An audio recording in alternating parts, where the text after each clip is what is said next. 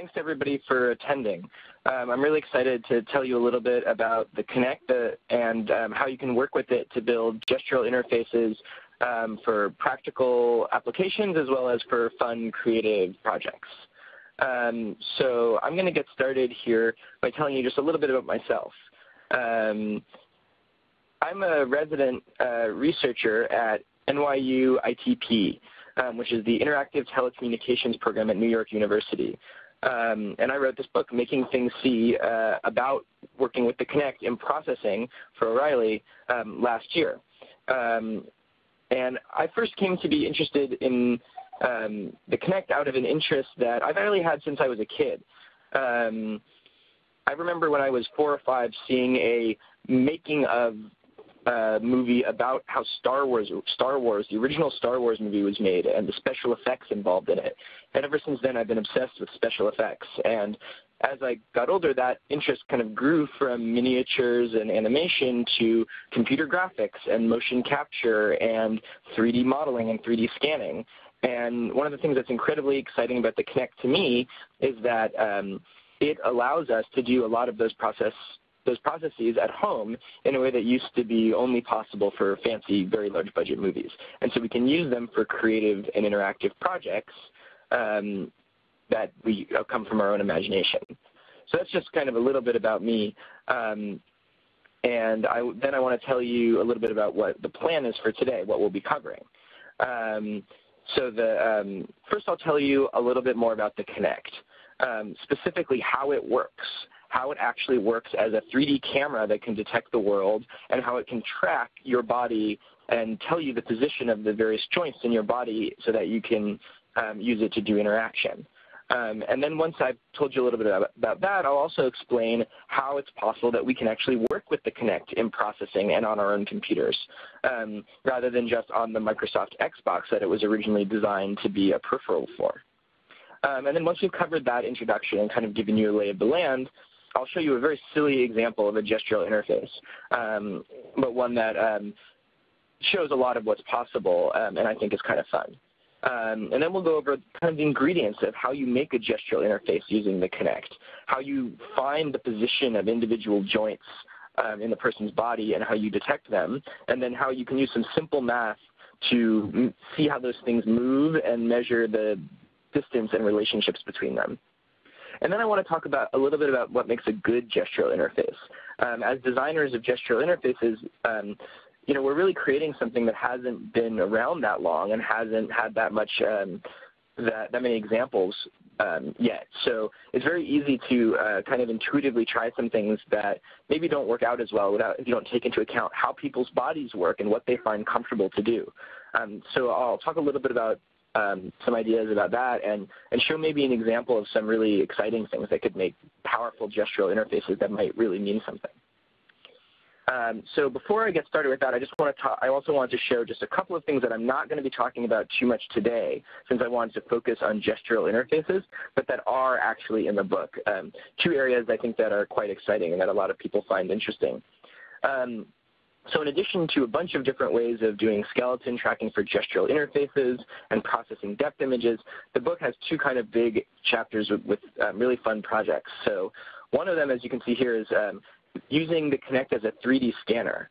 So as I'll talk about in a minute when I explain how the Kinect works, the Kinect actually sees the world in 3D.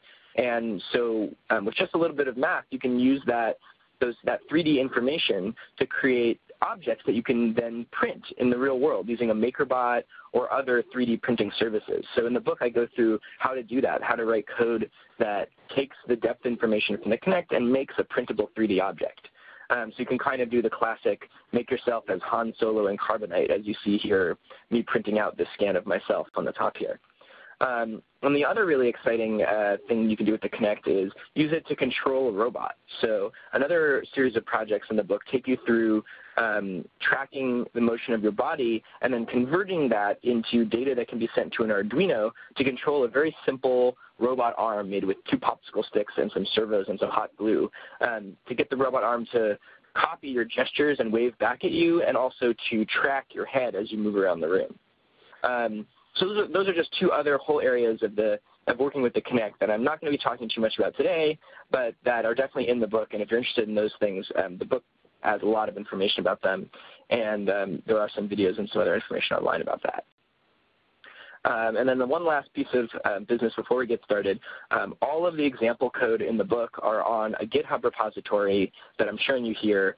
It's github.com/@deskgreg/making-things-see-examples. And you can get all the code from there, all the processing code, as well as the Arduino code for the robot example.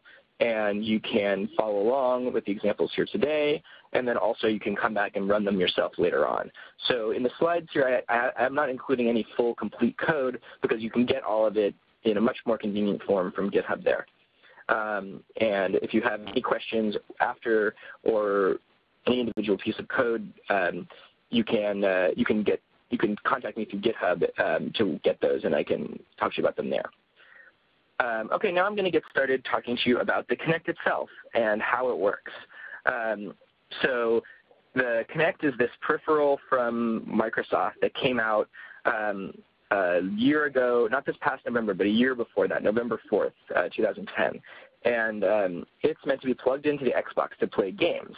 And that's a really key thing when you think about how it works when you're building it for your own interactive projects, which is that it doesn't magically know the position of everything in the world.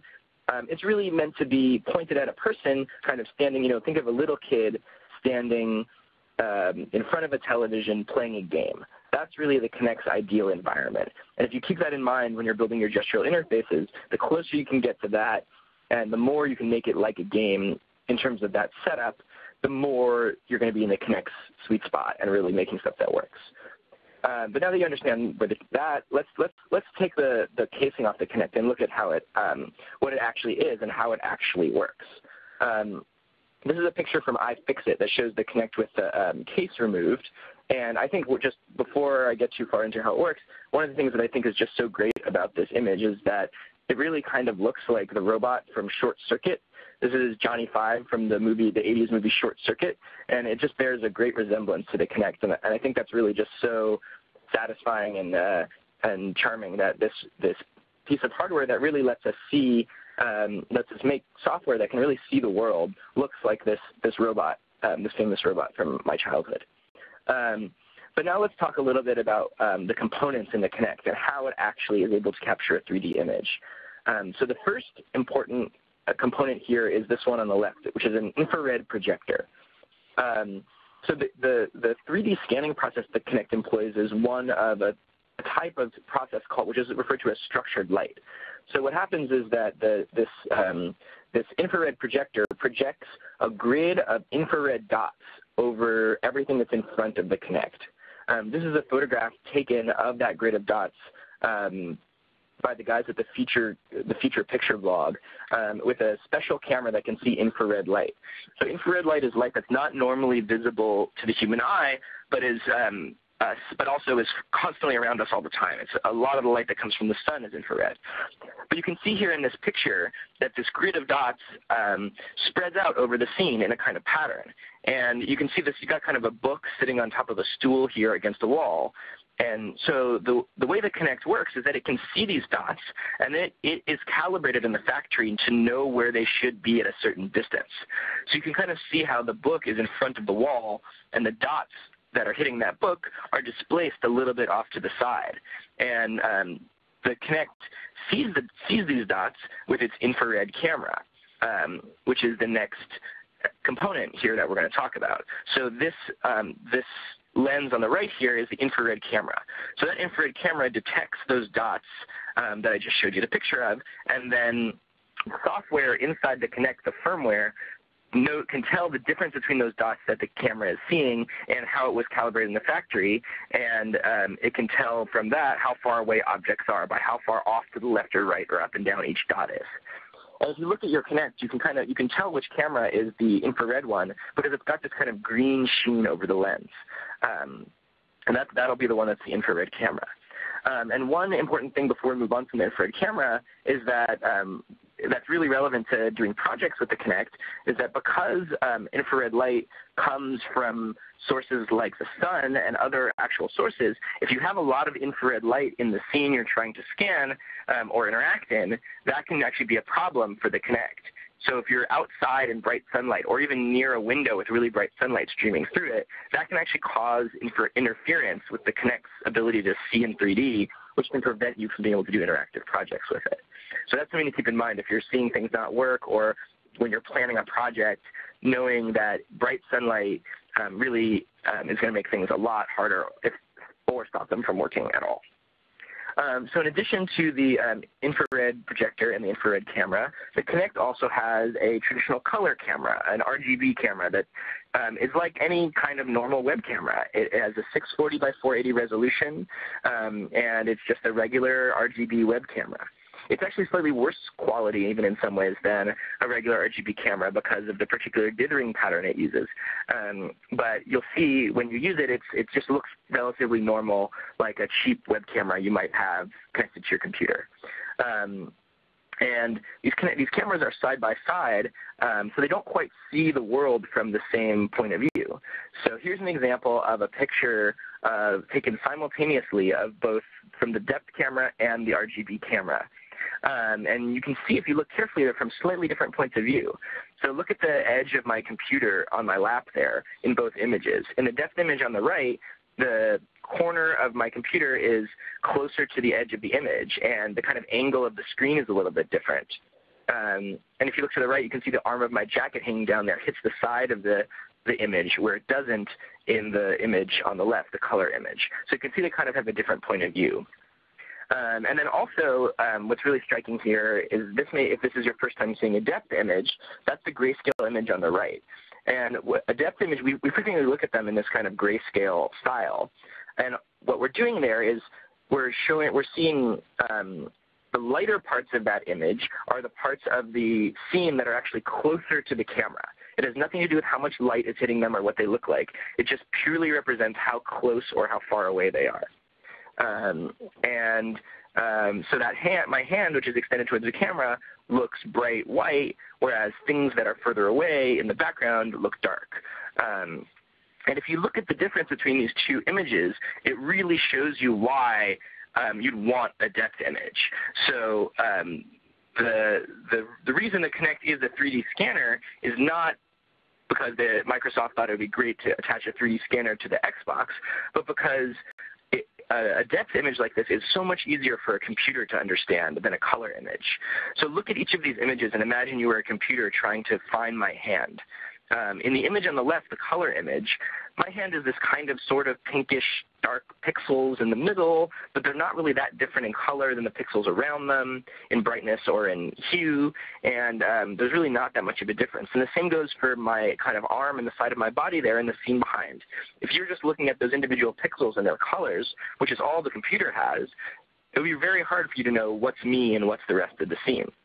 And it would be even harder because the lighting conditions can change, which has nothing to do with my movement, but that can really change the color of the pixels. The depth image, on the other hand, it's really clear what is me and what is not me.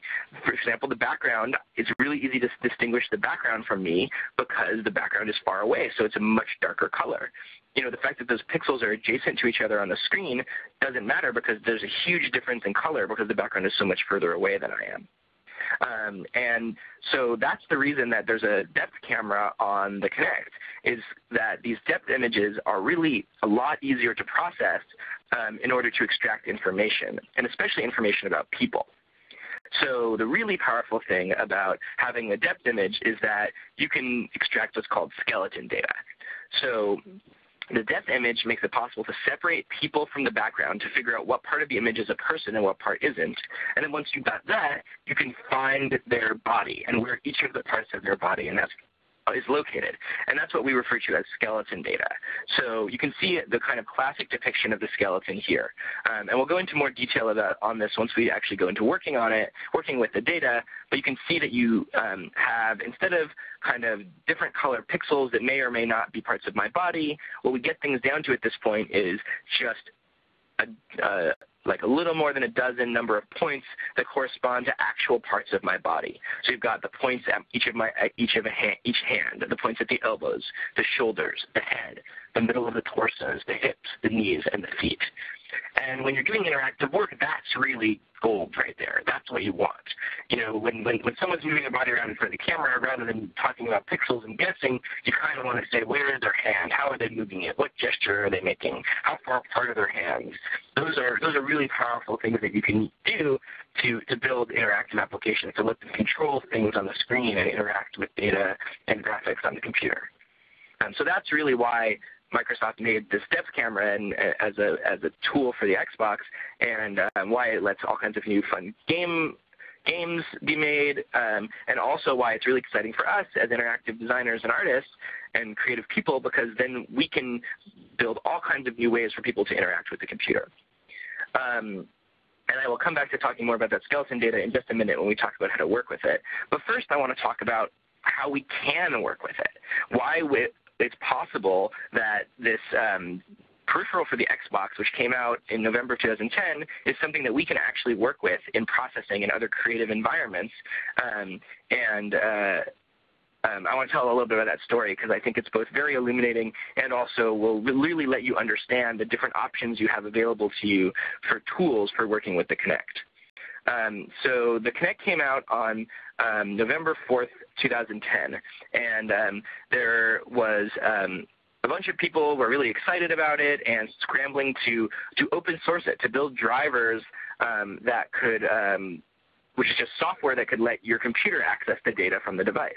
And Adafruit, which is a hardware company, they released a bounty for the Kinect, offering $2,000 to the first person who could successfully create those drivers. Microsoft actually told Adafruit to stop, and in response, Adafruit increased the bounty from $2,000 to $3,000. And less than a week after the Kinect came out, on November 10th, that bounty was claimed by a hacker whose name is Markham, and who had successfully created software that let people access the depth information from the Kinect on their computers. And Markham ended up collaborating with Josh Blake and Kyle Machulis, who were brilliant software programmers and reverse engineers who had also been working on the project to bring that code together into an open source project called OpenConnect, which is really one of the most amazing open source projects I've seen in my career, which just started in less than a week from nothing, solved hard technical problems, worked together really creatively, and built the first open source software that people could use to access the depth data from the Kinect. This was long before Microsoft ever had announced any strategy for allowing anyone else to work with the data. So within a week of the device coming out, it was possible to display depth images and to work with them. And that's really due to Mark Hannon, Josh Blake, and Kyle Machulis, and a few other people. And it's a really great open creative project. And I really recommend looking at that because it's really an icon of open source and a very creative and productive project. So that was the first step of this kind of driver level, just the software that translates the Kinect data into something that's possible to work with in software. But at first, of course, it's very low-level software, C and C++, and kind of the data in a kind of raw form. So one of the next things that happened after that is it became possible to work with the Kinect in the processing environment. So processing is a creative coding environment for artists and designers to work with interactive and visual and multimedia projects. And not too long after the drivers were created, Dan Schiffman, who's a professor of mine at NYU ITP, created a library for processing that let you access the Kinect data using that open source toolkit. And that's how I first started playing with the Kinect. So that November, I was looking at depth images and drawing things in 3D, and I just got extremely excited about it. And so did lots of other people. The Kinect sold millions of copies in the first month, and lots of people got very excited about it. But then the company that actually built the hardware for the Kinect, PrimeSense, this Israeli company that licensed the Kinect to Microsoft, the hardware, they saw the excitement. They wanted to capitalize on it, to encourage it. So they released what they call OpenNI, which is software that both lets you access the Kinect as well as some other compatible cameras like the Asus Action Pro and a few others, and also gives you access to the skeleton data. So this is very important. They provide software that accesses the data from the Kinect and also turns that data into skeleton data that you can actually get those points that we were talking about that are really what's going to make a lot of the interaction possible. And they do that they provide open source middleware that does that you'll need to install in order to get up and running with processing up and running with the Kinect in processing. And part of the way you'll do that is this simple OpenNI library, which is available from Google Code. Was created by a researcher named Max Reiner, and it keeps up with the most recent version of OpenNI. He's got really great instructions on there for installing it on all your platforms, which I also reproduce in the book, and as well as some tools that help that you can run, especially on OS X on the Mac. Gotten to be very easy. He's got a kind of install script that runs. And OpenNI accesses the data from the Kinect, turns it into skeleton data, positions of your joints, and then simple OpenNI lets you work with that in processing. And the simple OpenNI website is a great place to get started downloading the software and doing the work of getting started and up and running. And he's got great instructions for that. So that kind of covers what is the Kinect, how does it work, how do we get to work with it, and what can we do with it parts. Now, before I dive straight into code, I'm going to show you a silly example as promised. There's all kinds of really powerful health-based and other really profound, I think, uses of the Kinect. I'll talk about some of those later. But first, I think as we're getting started, it's worth looking at kind of a silly example. So there's a link there to this video on YouTube of a project that is in the book and that I did. And this project is a dance move recognizer. So it's a project we walk through quite thoroughly in the book. And what it does is it lets you write processing code that defines a dance pose as a series of relationships between your body. So you say, so the one I show in this video, if you click through and watch it, is the Stayin' Alive dance pose, which is the famous move from the 70s disco movie, with your kind of arm up and above your head and the other arm to the side and your hips kind of flexed. And so as you can see in this diagram I reproduce here, we can define that pose as basically a series of geometrical relationships between parts of your body. So your right hand needs to be above your right elbow and to the outside of your right elbow. And your right elbow needs to be above your right shoulder. And your left elbow needs to be below your left shoulder, and so on. And you can kind of see the arrows in the diagram there. And if you're watching the video now, which I hope you are, you can see it in action. That when since we can define that pose as just that series of geometrical relationships, we can write code, and the Kinect and the OpenNI lets us find the positions of the user's joints. We can write code that turns that into just some if statements that compare those relationships. And I'll show you that in a little bit more detail in a second. But and then when all of those are true, when the body actually is in all those relationships, we can trigger an MP3. So again, those steps are, we define the rules of a pose, just these geometrical relationships. The Y position of the hand is above the Y position of the elbow. The X position of the hand is outside the X position of the elbow, like that. We can measure the relative position of the joints by getting their position. Then, and all of those statements are true, we can trigger an MP3. So hopefully you guys are watching that video and laughing at me embarrassing myself with my silly dance moves.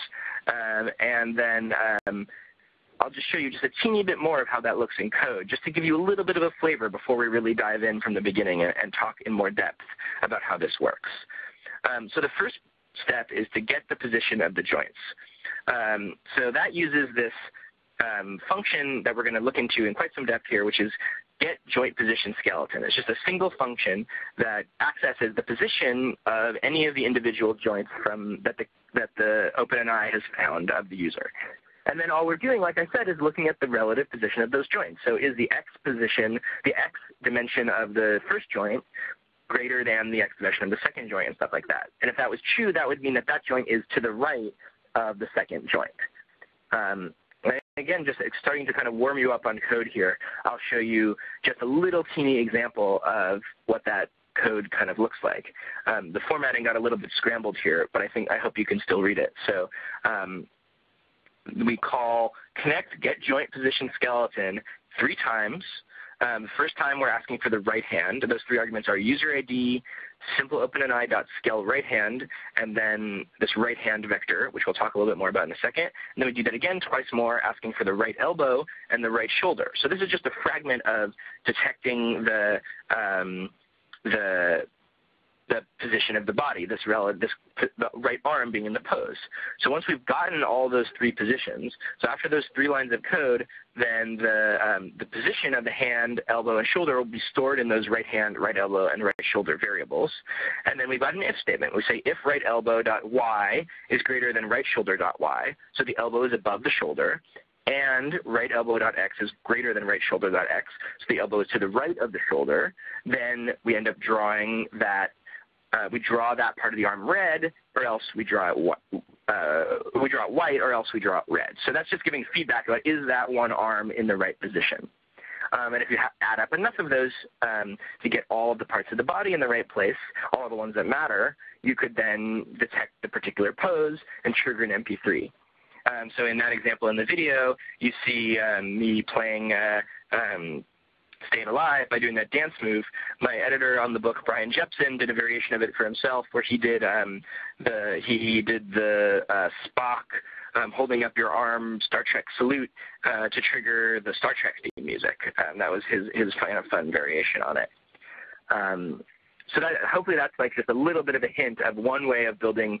It's a silly example, but it kind of shows some of the power where we can really define the position of the body as an interface to control things on the computer, like playing music.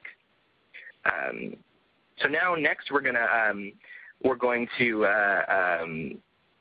I'll stop for a second and just answer a few of these questions quickly before I move on to really going into some more detail about that.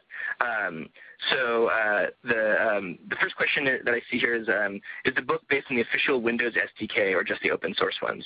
The book is based on OpenNI, as I just talked about. The Windows SDK can only be worked with on Windows, and so I wanted to do a version that can be worked with by everyone on Windows, Mac, and Linux. And also because of that, there's also better support in these open environments like processing for the OpenNI SDK. There's 2 kind of open source SDKs. One of them is one I talked about at the beginning, Open Kinect. The other one is the OpenNI, which is from PrimeSense. And OpenNI, that one from PrimeSense, which is slightly less open but has better, has a lot more functionality. That's the one we work with in the book. Somebody else asked the pros and cons of using the Kinect versus physical sensors. I'll talk about that a little bit more when I talk about what makes a good interface. Another question about performing outdoors, building a small tent. I worked with it at Maker Faire, actually, in New York. I had a student who did a Kinect application and that was set outside in a tent, and it worked. It was depending on how close you were to the outside and how bright the sunlight was. So kind of on the more overcast days when he was a little bit more inside the tent, it worked well. When it got brighter, it really didn't work as well. So bright sunlight, even if it's not directly on you, can really be a problem. You do not need an Xbox. The next question is, do I need an actual Xbox to hook the Kinect up, or can I plug it directly into my PC? And you do not need an Xbox. I don't have an Xbox. You can plug the Kinect directly into your PC. Make sure when you buy your Kinect, if you haven't already, that you do not buy the one that comes with an Xbox if you want to use it for plugging it into your computer. And the only reason for that is the one that you buy standalone comes with a cable that has a USB adapter that will let you plug the Kinect into your computer. And if you buy the one with the Xbox, it doesn't come with that cable. It only comes with the cable for plugging it into the Xbox. And you can still buy that cable online, the USB converter cable online separately, but it costs a little bit more, and at least has in the past been quite back-ordered. So if you're getting a Kinect specifically to do this kind of stuff with, look for the standalone one, not the one that comes with the Xbox. So I hope that answers some of those questions. I'll come back. The question about Kinect versus physical sensors is a really great one, and I will come back to it in a minute when I talk about, after we've looked at some more code, and I talk a little bit more about the kind of ins and outs and philosophy of building gestural interfaces for this stuff. But keep those questions coming. They're great. So now let's get into it. Let's look at the basic ingredients here. Like, what do you need to know in code in order to access the skeleton data, to get access to it, to detect the user, to access the individual joint positions, and then to compare them or do math with them in order to build an interface. So those are going to be the 3 steps here. Calibration, and then accessing joints, and then using them to make an interface. So the first step is calibration. And calibration is something that you'll hear talked about quite a lot. So calibration is the process you may have seen of when you walk up to the Kinect, in order to get it to detect you as a person and be able to track your body, you have to hold your arms up kind of in this surrender, stick them up pose. It's sometimes referred to as the psi pose, PSI, but I think of it as a stick them up pose. And sometimes you won't need to do that. For example, on playing games on Xbox, you'll never need to do that. And it is now possible using OpenAI to not require the calibration pose, but that is still a little bit fragile and not working super well. So it's good to know how to use the calibration pose. In the long run, for example, maybe a year from now, that pose will hopefully not be necessary as the software gets better. But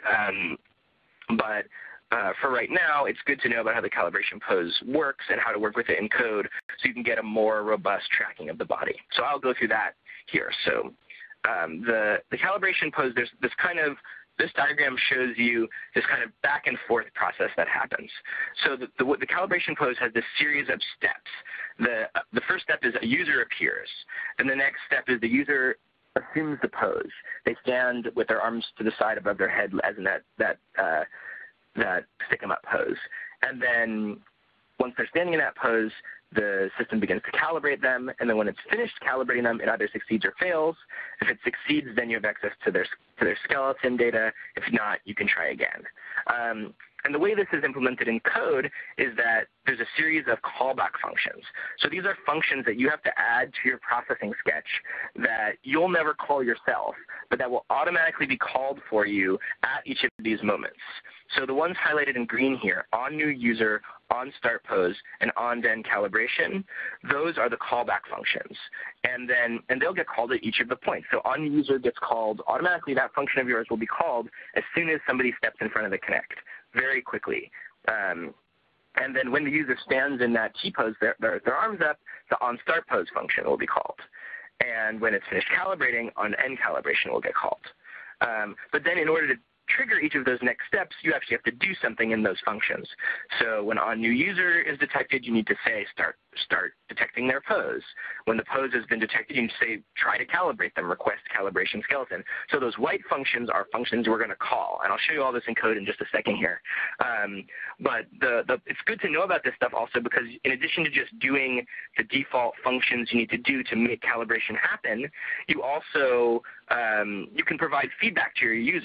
So to provide good interaction and good instructions to your user, you can say, please stand like this, and show them a picture of how they should stand. You could that kind of thing. You could say, okay, we've got you, now begin the application. So it's really nice to have these callbacks to make good design where you actually give the user feedback as to what's happening. One of the problems with gestural interfaces sometimes is people kind of think of them as magic, both users and designers, and then that means that they don't do this work of explaining everything and making sure it's clear and the user knows what's going on. So now let's look at this in code a little bit. So here are the formatting here got a little bit scrambled, so I'm sorry about that. But if you look closely, you can see here are the implementations of these functions. On new user, you see void on new user int user ID, and then 2 lines down, void on end calibration, and then below that is on start pose. And yeah, this got a little bit scrambled, but on start pose. So those are the functions. So then inside of them, you can see we call each of the functions to do the next step. So inside of on new user, we get handed a user ID, and we say connect start pose detection for that user ID. We're looking for the psi pose. And then on start pose, we say we get the pose and the user ID, and we say stop pose detection. Okay, we've got the user in this pose. We don't need to look for that anymore, and request the calibration skeleton, which means, okay, we know they're standing like this. Let's find all their joints. And then start tracking skeleton, or then on the calibration, start tracking the skeleton, and if it fails, we user more feedback. And we can also start pose detection again. So I'm sorry that code got a little scrambled, but if you look at the examples on GitHub, the one joint example on GitHub is what all of this is coming from here. And it'll be really clear and well formatted and well commented there. This slide actually came out looking the same. It should be highlighting the other parts of it. And then, so then these calibration steps, they happen to the side kind of. So in a processing sketch, you have two main functions. You have a setup function, which gets run once when your app starts up. And that's where you do all kinds of configuration, like, for example, setting up your Kinect object, as you'll see if you look in the example code. And then the draw function, which we're looking at here, that gets run over and over again. And that gets run over and over again from immediately when your app starts up all the way through the whole process. So your draw function will be running when you've detected no users, when you've detected a user, but when you haven't calibrated that user, and then when you have calibrated them. So what this is kind of showing is this example of how we go through each of those steps. So first we need to say, at first we're just drawing the depth image on the screen so we can see it, and we're trying to find out if any users have been detected, so we're calling this getUsers function, and we are, and then the length of that, so that will find 0 or more users. If we found 0 users, we don't do anything. We don't try to access their skeletons. Once we have found those users, we try to find out if they're calibrated. So we call this ConnectIsTrackingSkeleton function, which will tell us when they're calibrated. And then once they are fully calibrated, then we can finally do this getJointPositionSkeleton. So again, just to cover that quickly here, and again, I'm sorry this code got scrambled, but we will, your draw function is running throughout all those steps of calibration I talked about. So you need to check to see, have we tracked any users? And if we haven't, we're not going to try to access their skeleton. If we have, once we've tracked users and they're calibrated, then we can access their skeleton. So it's just guarding all of this inside of this, inside of these if statements that make sure that we've already detected the users and calibrated them. All material that will be set by those callbacks. So connect getJointPositionSkeleton. This is the key function here. So this getJointPositionSkeleton function takes 3 arguments: a user ID, which will just be the user ID that is a unique ID that the Kinect gives to each user as they come in and off the scene. And then this constant, simple OpenAI dot scale left hand or scale right hand or whatever, head, torso. I'll show you all of those names in a minute. And then you have to pass in. This is a little bit different than if you've done some other programming or the other processing programming. Instead of that function returning the value, returning the position of the hand, we actually have to pass in our variable that we want to store that into this function. That can be a little bit confusing. So you can see on the line above that I do p vector right hand equals new p vector, and then I pass that variable in. So after that line, that variable will contain the position of the hand. The metaphor I like to use for that is that it's like you're going to a fried chicken restaurant, and instead of ordering your food and then getting back your chicken in a bucket, you have to provide your own bucket, and then they'll put the food in your bucket. So that variable is your bucket. You have to give getJointPositionSkeleton your bucket, and then it will store the chicken, or in this case the joint position data, into the bucket. And then you see on the line after that we say ellipse, right hand dot x, right hand dot y. So that's where we want to draw a circle, and we want to draw it with a radius of 10. So after that line, the x and y of the variable will be set. The x, y, and z position of the hand will be in this right-hand variable, this p vector, which is just a variable for storing x, y, and z positions in processing. So if you detect all of the positions of the skeleton, you'll get something that looks like this. And then you draw them on top of the depth image. You see these red dots, like that ellipse I just drew, are each of those. And each of these has a kind of label that goes with them. Like I was saying, we've got that scale _ right _ hand, scale _ left _ hand. The other ones, head, they correspond exactly to what's written here. Head, neck, right elbow, right shoulder, left shoulder, torso, right hip, right knee, right foot, and left foot. And one important thing about this is that the right and left of that is screen right and left, not human right and left. So you have a choice of viewing the data in mirrored, like this, so that the right side of the screen corresponds to the right side of the person, or not mirrored. And that will change.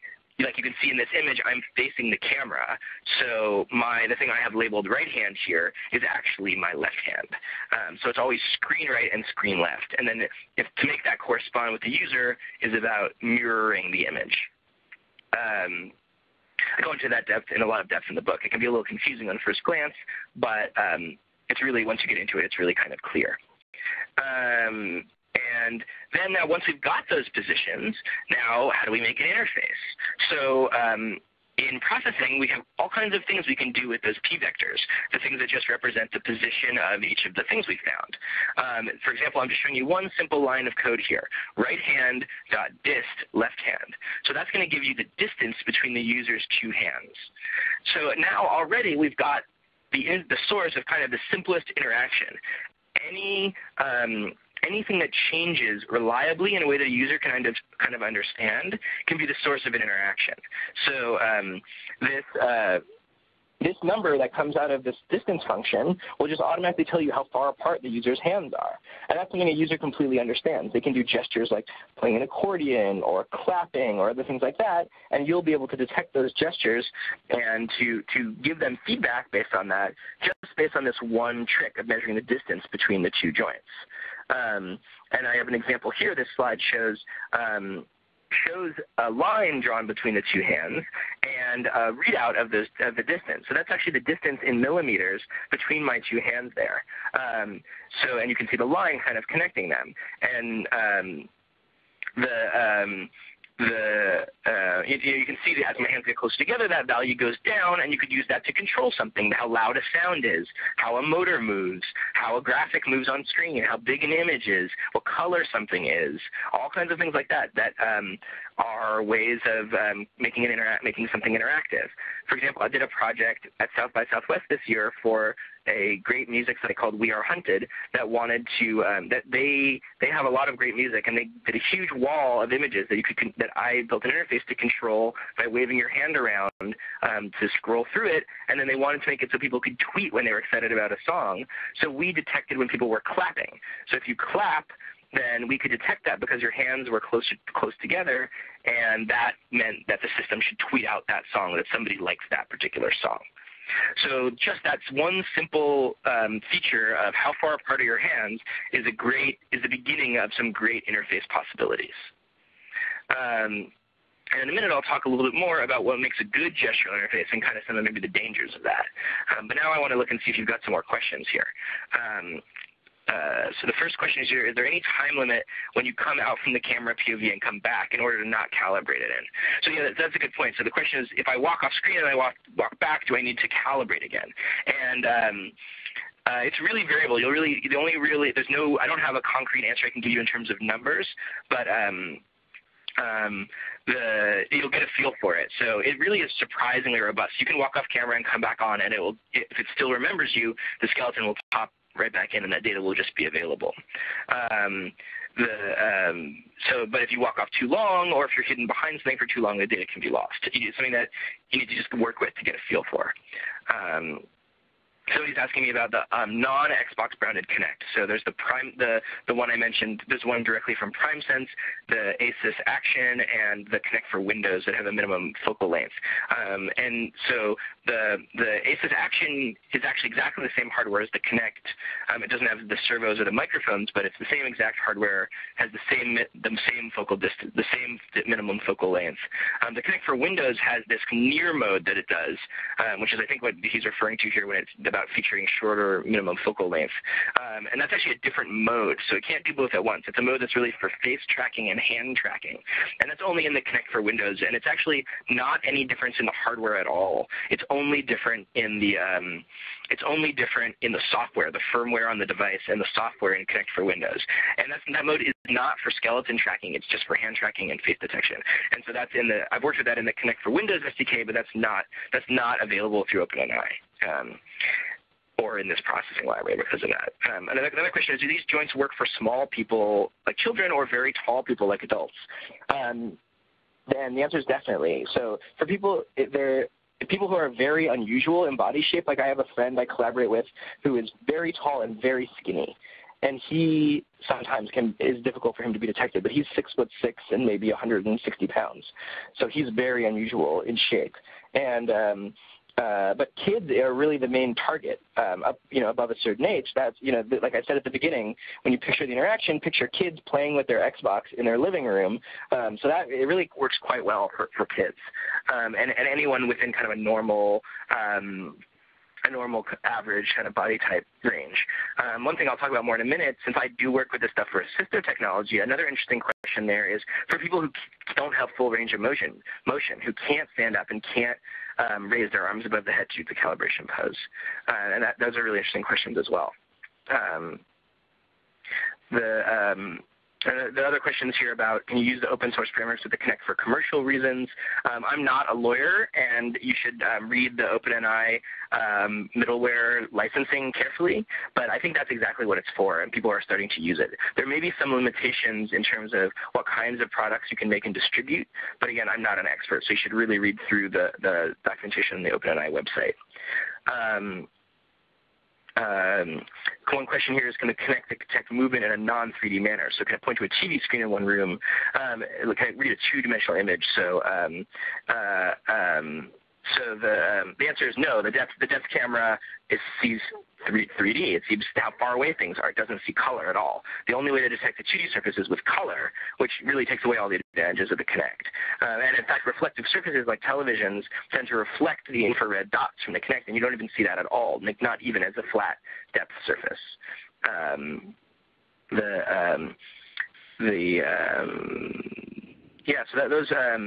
The other question is, do libraries support working with more than one Kinect at a time? And yes, they do. A lot of times you end up with problems in terms of USB bandwidth, but it's definitely possible. There's an artist I interviewed in the book named Alejandro Crawford who works doing live visuals for an indie band called MGMT, and he uses 4 or 5 Kinects at a time, directing them at one at each member of the band. And he doesn't work with OpenNI skeleton tracking data, but he does get all that depth information onto his computer using the open source drivers.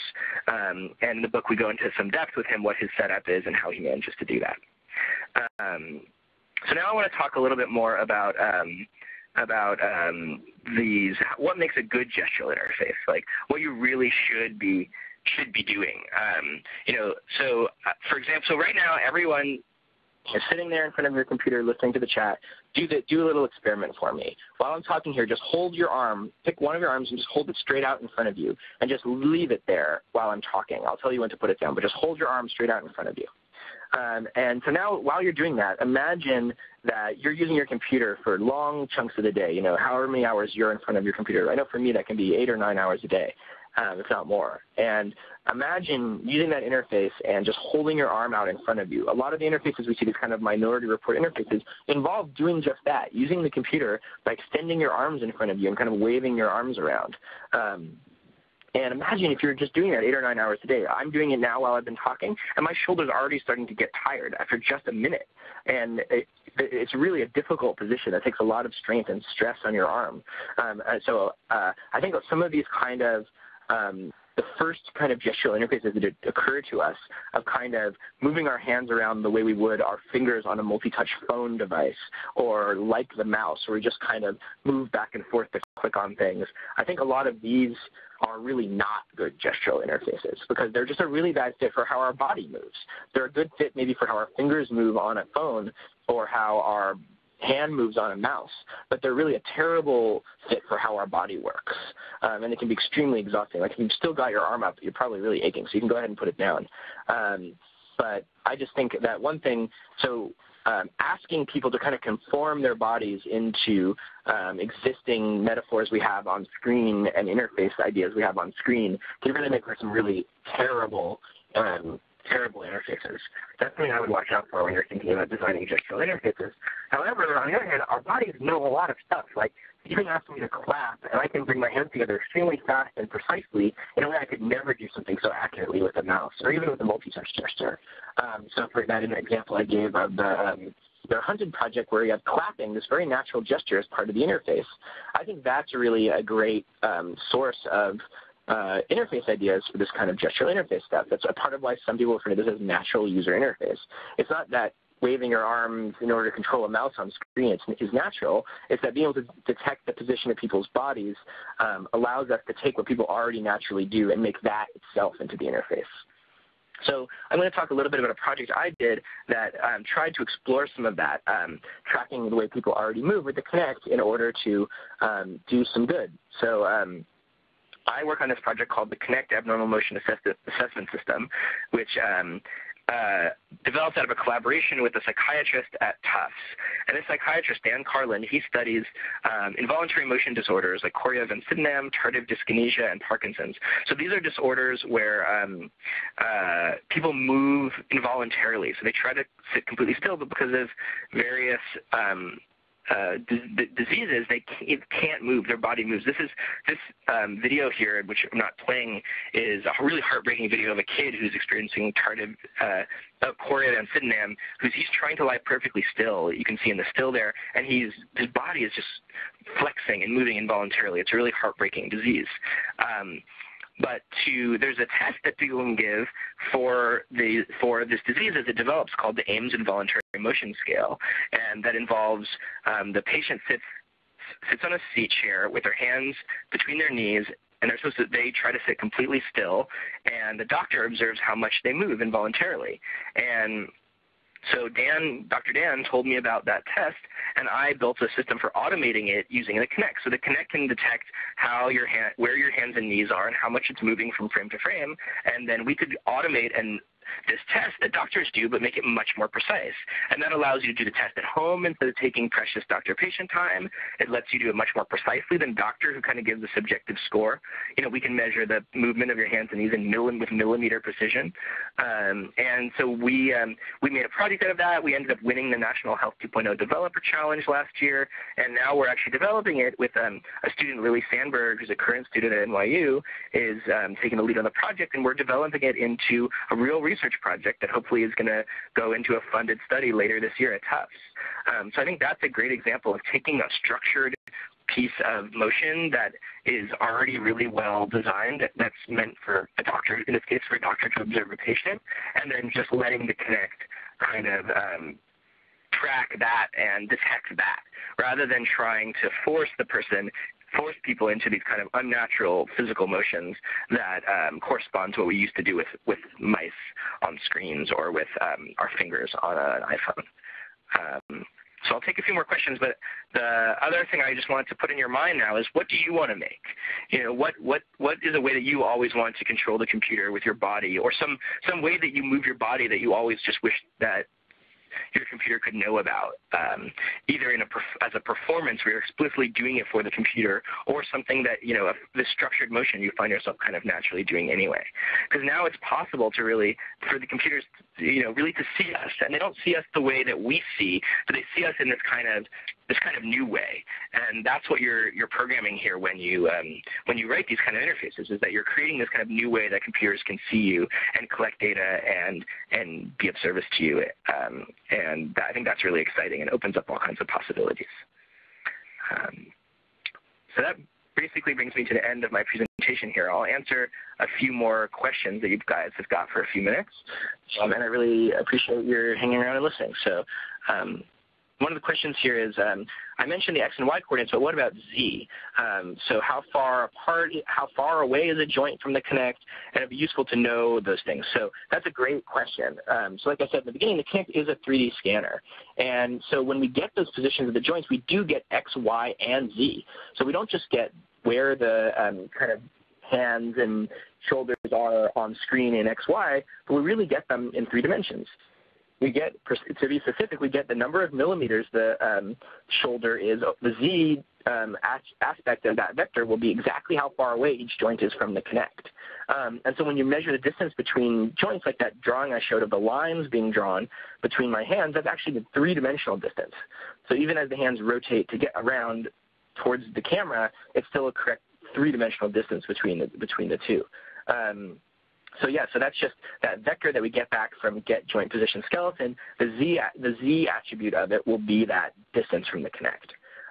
A lot of times we'll convert it into a 2-dimensional vector to work with it, mostly in order to draw it on the screen. Like these images I'm showing you of the depth image drawn with my shoulder and head and stuff matching on top of it. In order to get that right, we have to convert it into a kind of 2-dimensional image. We have to translate that 3-dimensional vector into a 2-dimensional vector so it'll match that depth image. That's really only for display. This is a really good point, which is that when you're actually measuring it for interaction, you do want to take that Z into account and do it in 3 dimensions, and you'll automatically get that. Those X, Y, and the vectors that come back from the get joint position skeleton have X, Y, and Z in them. Another question is, has there ever been issues with a person being too large or small, tall or short?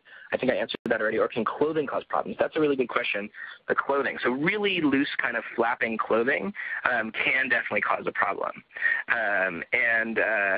So that really needs to be somewhat extreme, not just loose clothing, but like really like a muumuu or a cape or some kind of extremely wide clothing. Just making sure I've got all of your questions. Oh, yeah, one I kept promising to answer. So the question of what are the pros and cons of using the Kinect versus physical sensors like tilt accelerometers. Well, there's a lot of pros. The cons, the minor cons are that it might be slightly less accurate in certain ways in terms of calculating angles and a few other very technical things. But the Kinect is so much less invasive. You don't need to touch someone or ask them to wear anything. You don't need to make anything mass-produced hardware that people need to have in order to execute your application.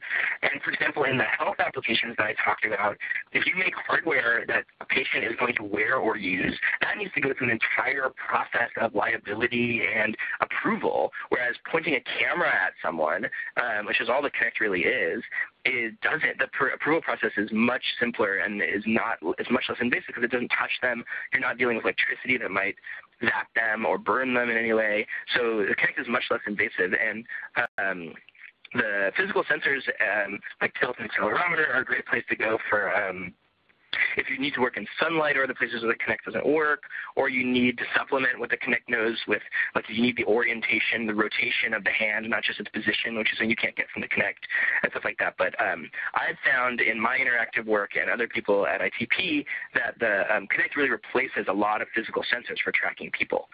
Obviously, the Kinect can only track people like this. It can measure other things in 3 dimensions, but if you want to track your cat, at this point, the Kinect still can't track your cat. So tracking your cat, tilt, and accelerometer sensors are still really powerful. And I would point you towards Tom Igo's Making Things Talk book, which is about Arduino sensors and connecting them to the internet. And then somebody else asked about creating 3D characters that can be driven by skeleton data. And that's a really big interest of mine. As I mentioned in the beginning, special effects and visual effects were something that drove me towards this area. And in the book, I go into doing exactly that, moving around 3D models so that they match the movements of the skeleton data. You can really, if you look through my Vimeo channel, you can see that, some of that stuff. So that's a really exciting area. And the word for it is rigging. So you've got a 3D model, and you're rigging it up. You're connecting parts of it to the motion capture data, the joint data coming from the Kinect, so that it can move around. And that's going to involve a little bit more complex math than we talked about here. That just measuring the distance between 2 points is really the simplest possible thing, but when you start to do things like move and rotate and scale and stretch 3D models based on that, you end up getting into a little bit more complicated math. and we touch on that in the book. The skeleton tracking chapter ends with some of that stuff, moving around some 3D models. It's a skeleton kind of orientation stuff. So it looks like that's all of your questions. So I really appreciate you guys coming out for this, and I think that really wraps it up for me. So thanks a lot, and feel free to check out the book, and thank you very much.